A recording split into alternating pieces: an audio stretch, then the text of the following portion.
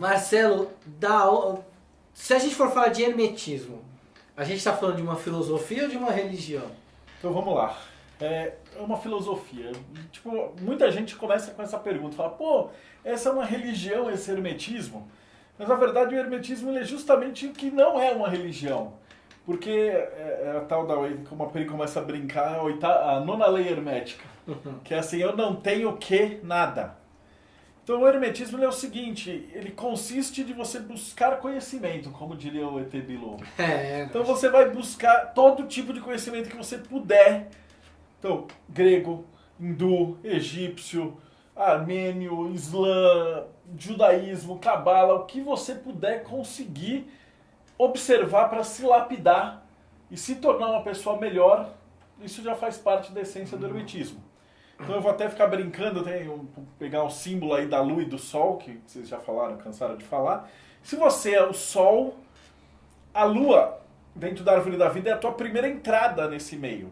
Então significa o quê? A lua tem várias fases. Tem a lua cheia, a lua vazia, a lua minguante, crescente, todo tipo de lua.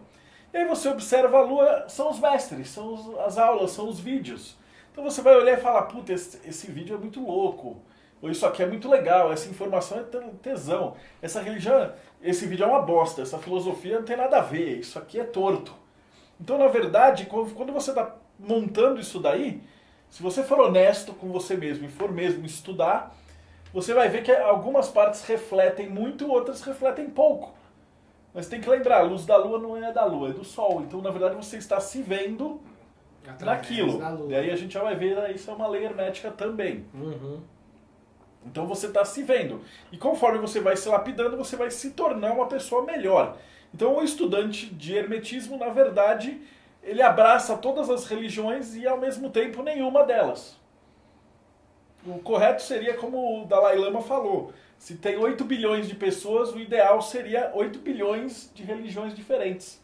Cada uma respeitando a outra. Até se a gente for pensar um pouquinho, até né? Porque cada um exercita a religião, por mais os dois são budistas da linhagem do Dalai Lama, por exemplo, mas cada um vivencia a religião de um jeito, vamos combinar. Com certeza. Você vai ter o mesmo cara, aí de repente um é a favor do sacrifício, o outro é contra, o outro é vegetariano e o outro não é.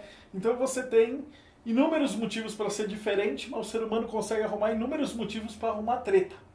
Realmente. Esse é o único dos problemas.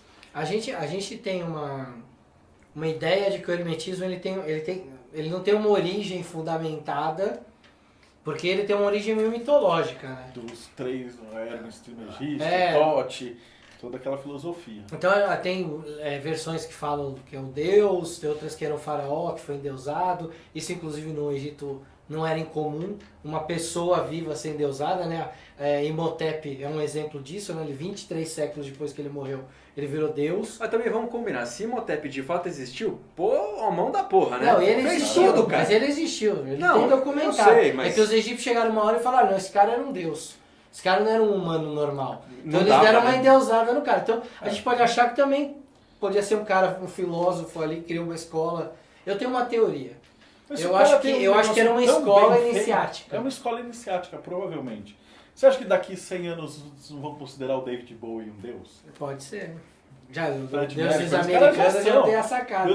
Deuses americanos já pegou esse negócio da egrégora. Então, os artistas são os novos deuses. Eles têm mais devotos do que deuses de verdade. É por isso que a gente está no YouTube agora. Exatamente.